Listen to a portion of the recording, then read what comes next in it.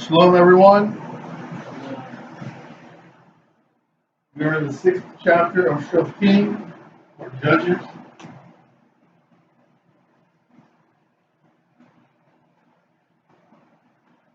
So last week we read about the singing of what is traditionally called the Song of Deborah. We sing it with Barak. It says that after all of their exploits, the exploits of Yael over Sisera,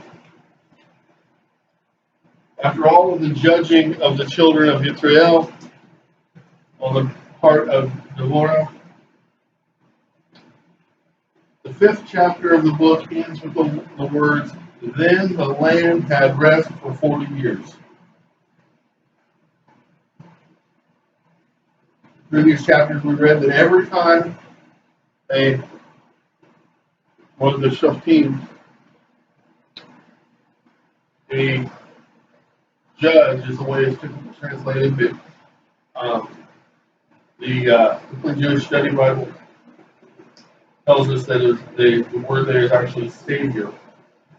Every time a Savior was raised up for the children of Israel, the children would turn back to the truth of Torah. They would turn back to true worship of Yehovah Elohim, and things would be great then for as long as that shelf lived. And in this case, it says it was for 40 years that the land had rest. The first verse of the next chapter starts out, "But the people of Yisrael did what was evil from Yehovah's perspective." And I know I've talked about this in earlier chapters, I've talked about it in other teachings, but I don't think it can be harped on too much. I don't think it can be harped on enough.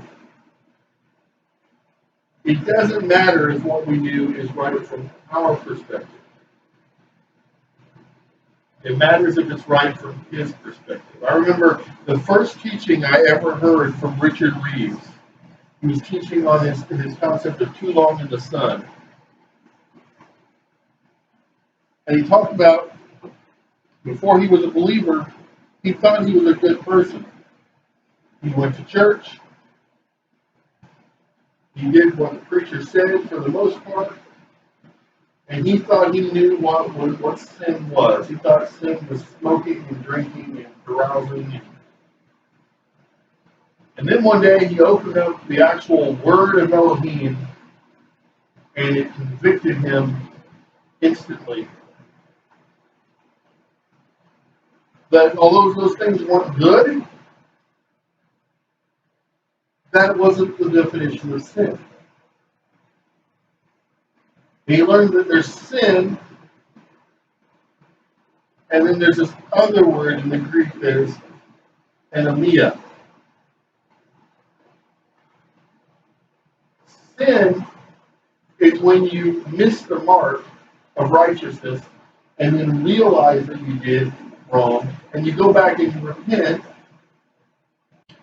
Anomia literally means a willful transgression of the law. It means you know it's wrong, you say, "I don't care," and you do it anyway. See, before he came to his conclusion, Richard Reeves, and we all go through this, we're all out there, we're sinning,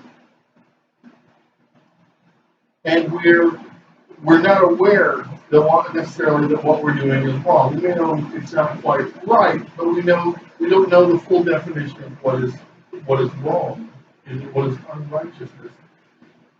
And then when we become aware of it, then we have a choice. We can either be a worker of righteousness, or we can be a committer of anomia, or as the scripture calls it, a worker of iniquity. And it's two different things. And so what we're looking at here is a generation passes and people begin again to sin by doing what is not right in the eyes of Elohim. But we have to stop and look at the fact and understand the fact that at least for the majority of them, the next generation, they're committing sin, they're missing their mark, not necessarily that they're committing anomia, that they're committing iniquity. Because the iniquity there would go to their parents who did right things, but failed to teach them right things. Because there's a generation that was dying out. So Yehovah handed them over to Midian for 7 years. Midian exercised its power harshly against Israel, and because of Midian, the people of Israel hid themselves in the mountains, in caves, and in other safe places. One time, after Israel's sowing season, Midian, with Amalek and others from the east, attacked them. They set up camp by them and destroyed the produce of all of the country all the way to Gaza. The JPS, the Jewish Publication Society, there correlates this to Gaza, just so you kind of have an idea of where we're going there.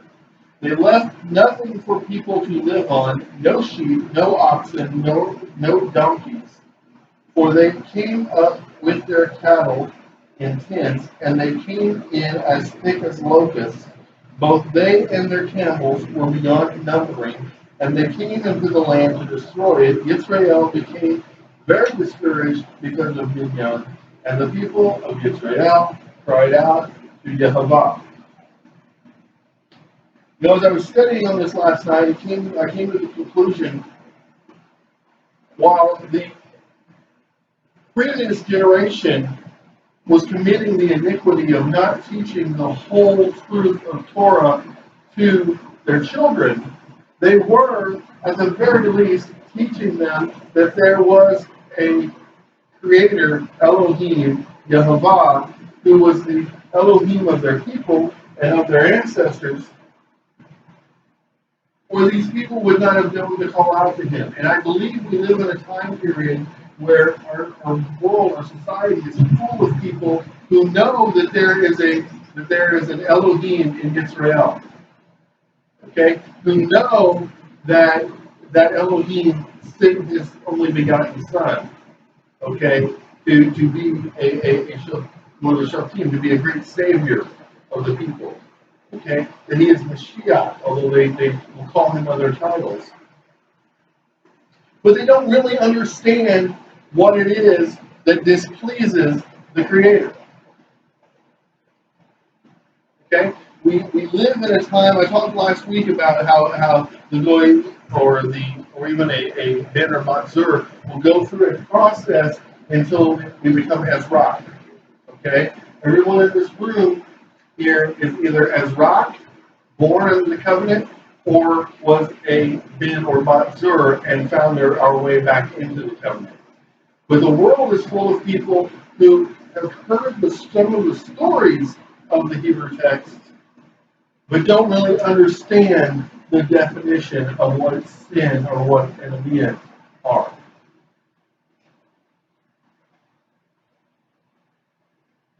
And so they cry out to Yehovah, and they find some deliverance from their affliction. But if someone doesn't teach them then to go back into Torah and find what is sin, what is anomia, what is iniquity, if someone doesn't help them to see that, then the destiny of that person becomes falling back into that cycle of apostasy, of calling out upon his name, of begging for his salvation, of begging for his sanctification, to correct the things that are wrong in their lives. And then when things look good to them, they fall right back into that trap of believing what they were told instead of believing what his word says. When the people of Israel cried out to Yehovah because of Midian, Yehovah sent a prophet to the people of Israel who said to them, Yehovah, the Elohim of Israel, says, I brought you up from Mitzrayim out of a life of slavery. I delivered you from the power of the Mitzrayim and from the power of all your oppressors. I drove them out ahead of you and gave you their land. And I said to you, I am Yehovah, your Elohim. You are not to be afraid of the Elohim of the Emirai, in whose land you are living, but you paid no attention to what I said. Now I have a question for you. I want you to take this into consideration. Were any of these people alive at Sinai? Were any of these people born yet at that time? And the answer is no. Hundreds of years have now passed. Their ancestors were at Sinai. And he's telling them, I told you not to do this. This is one of the reasons why we tell our children at Pesach, when I was in Mitzrayim, Yehovah, the Elohim of Abraham, called me out of the house of bondage. Okay? Because although none of them were alive, they were in their father's loins, who were in their father's loins, who were in their father's loins. And every one of us in this room can say the same thing. We were not at Sinai, but we were in our father's loins. You know, it's interesting.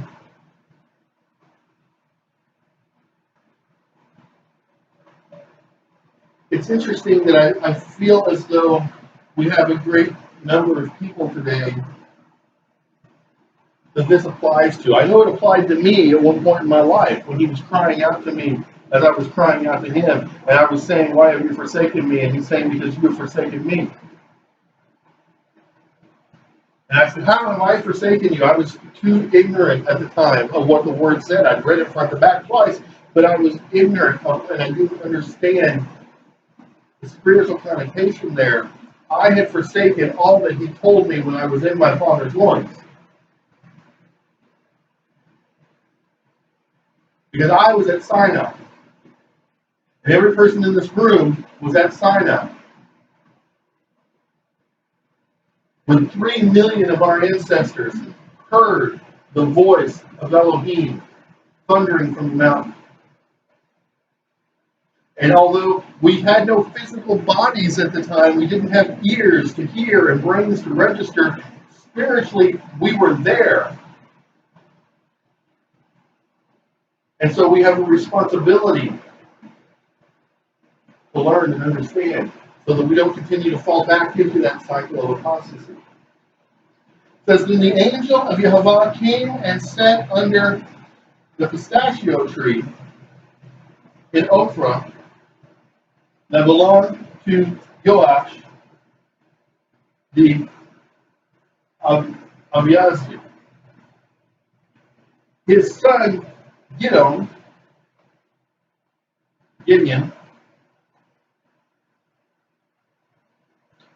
was threshing wheat in the wine press. Now, why would you thresh wheat in a wine press? Why would you use a tool meant for the processing of one type of food, a fruit, to process a grain? In order to hide it from Midian. That's how desperate they were. There's so many things in our world today when we say, well, why is the world upside down and why are believers having to do this and having to do that?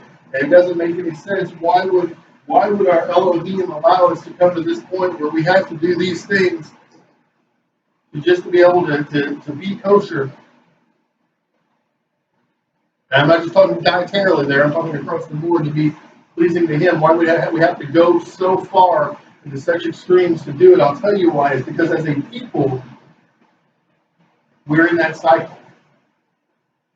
We've forgotten what he told us at Sinai.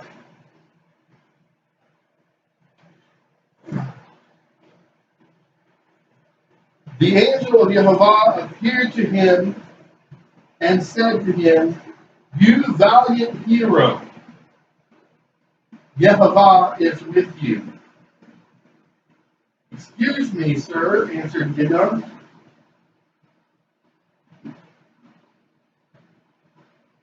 "But if Jehovah is with us, then why is all this happening to us?" Isn't that the question we get asked all the time? "And where are all his miracles our ancestors told us about when they said, 'Didn't Jehovah bring us up from Mitzrayim?' For now, Jehovah has abandoned us and handed us over to Midian." You see, he knew the history of the people. He knew the miracles that had happened, but he had never been taught. He had never been taught why those miracles happened. He had never been taught the definition of righteousness. Jehovah turned to him and said, "Go in this strength of yours and save Israel from the hands of Midian. Haven't I sent you?" But Gideon answered him, Forgive me, my Lord, but with what am I to save Israel? Why, my family is the poorest in Manasseh, and I'm the youngest person in my father's house. He says, we're nobody. We're not statesmen. We're not generals. I've got nothing to give. And by the way, if anybody in my family had something to give, it would be my father or one of my older brothers. I'm nobody.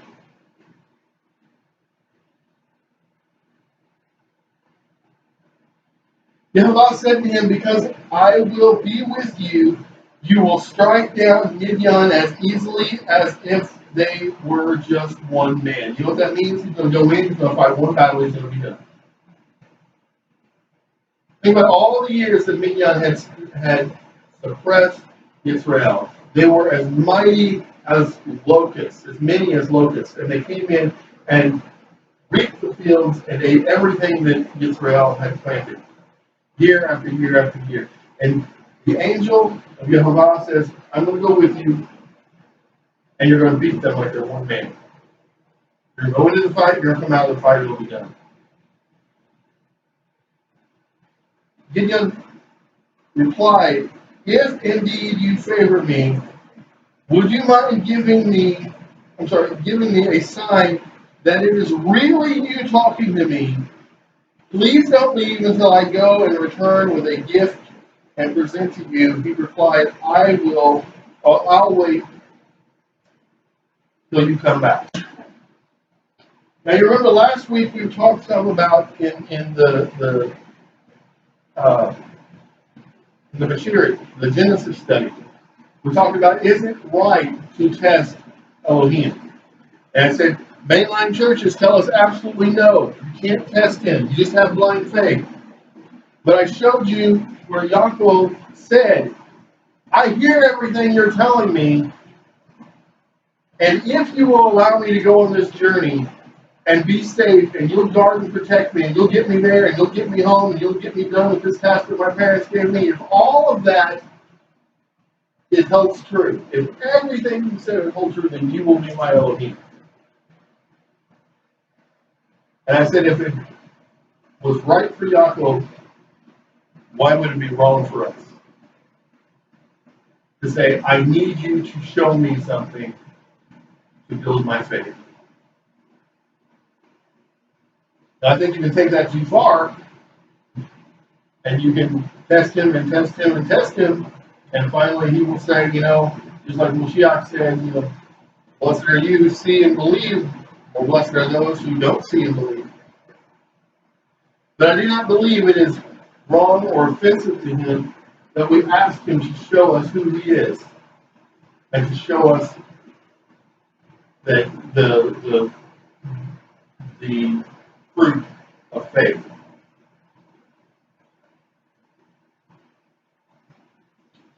Gideon went in took a young goat and made matzah from a bushel of flour. He put the meat in a basket and the broth in a pot, brought them out to him under the pistachio tree, and presented them. The angel of Elohim said to him, "Take the meat and matzah, lay them on this rock, and pour out the broth." Gideon did so. Then the angel of Yehovah reached out with the stick he was holding, touched the meat and matzah, and fire shot up out of the rock and burned up the meat and matzah. Then the angel of Yehovah disappeared before his eyes. Gideon realized that he was the angel of Yehovah and said, "Oh no, my Lord, Yehovah, because I've seen the angel of Yehovah face to face." But Yehovah reassured him, "Shalom to you, shalom to you, don't be afraid, you won't die." You see, suddenly he went from, "Are you who you say you are?" to, "Oh no, I've seen your representative face to face."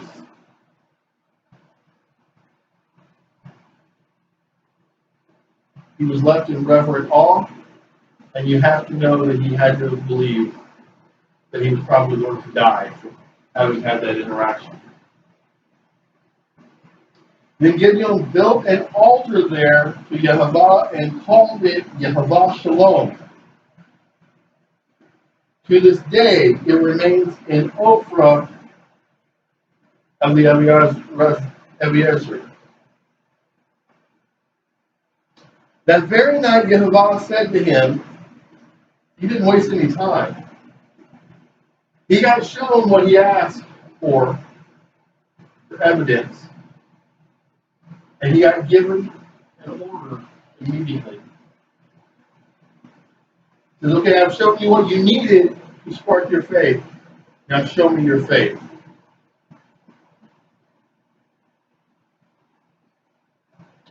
That very night, Yehovah said to him, "Take your father's bull and the other bull, the 7-year-old. Destroy the altar to Baal that belongs to your father." And you wonder why he didn't know what true righteousness was? Why he didn't understand the definition of sin and iniquity? Because his father had an altar to Baal.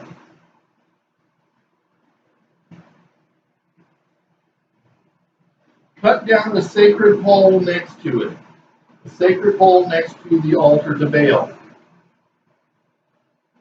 Think about that. Y'all done the studies. What do you think that pole represented? And build a proper altar to Yehovah, your Elohim, on top of this strong point. Then take the second bull and offer it as a burnt offering using the wood of the sacred pole you cut down. Gideon took 10 of his servants and did what Yehovah had told him to do.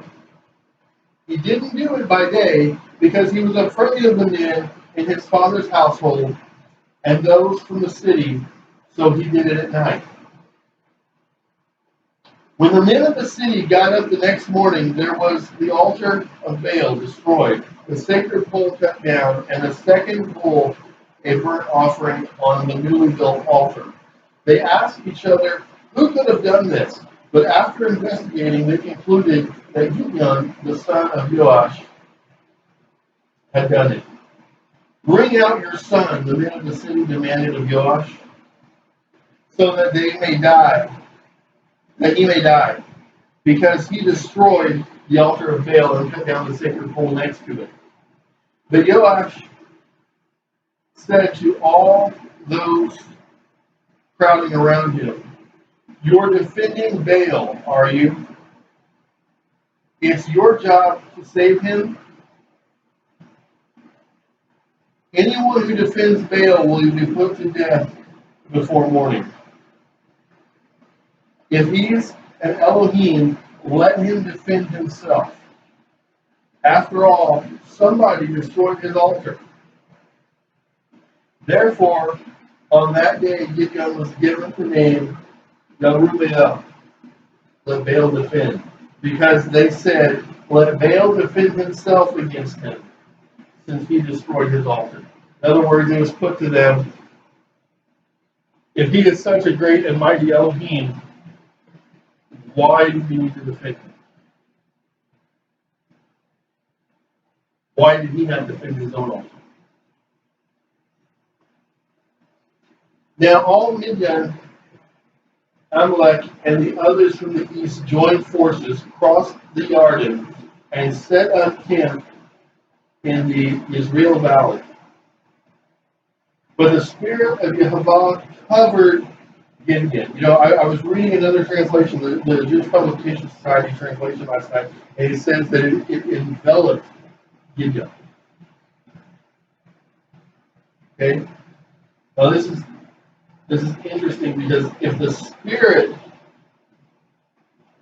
of Yehovah covered or enveloped Gideon, what does that tell us about all the teaching that in the quote-unquote Old Testament, in the Tanakh, which is what we're in, that the Ruach HaKodesh was not active in the lives of believers? And for years and years, I've preached that that's completely unbiblical. He was every bit active in the lives of believers. As he sounded the call of the shofar,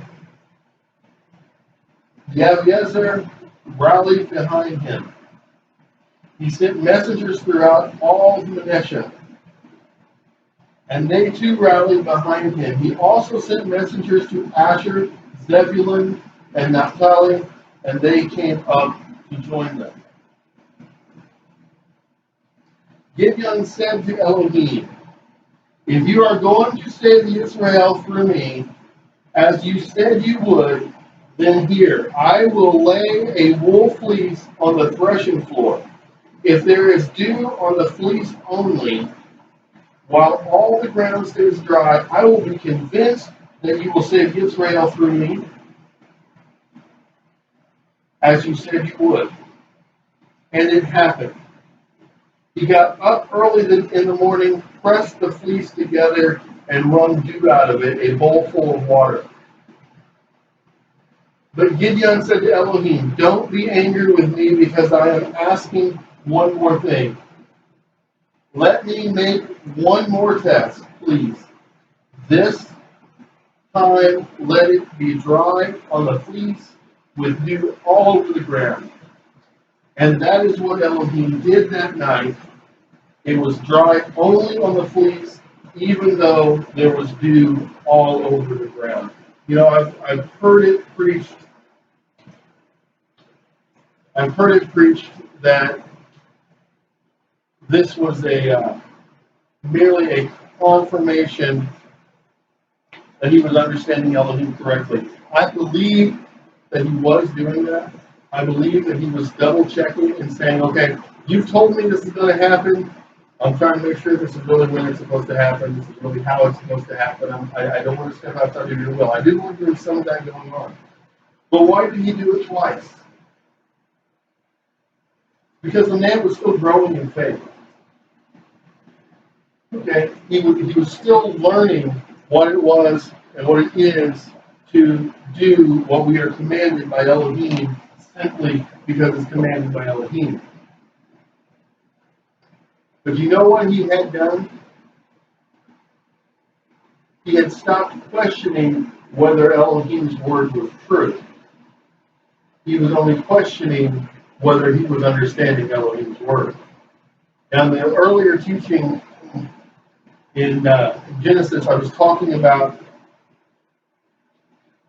I said I found what seemed to be a contradiction in the text, but I knew from my past experiences that if there was appeared to be a contradiction in the text, the contradiction is not in the text, the contradiction is in my understanding of the text. Okay? And Melech, before he left to go home, said that he appreciated that because he told me this privately in in her, and he said he appreciated that because as he was coming up in faith, he was taught that by his teachers, but he hadn't heard it taught for many years. Okay, it is one thing to say, now I understand that that he's called me, and I understand that I should follow him. Oh, but let me question whether I should really follow him. That going back and forth, that's that double-minded man that I warned you about. It is not wrong to say, I fully believe that your will is perfect, but please help me understand your will. Okay? It is never wrong to question him, but in our faith walk, we need to mature to the point where we don't question his rightness, but the rightness of our understanding.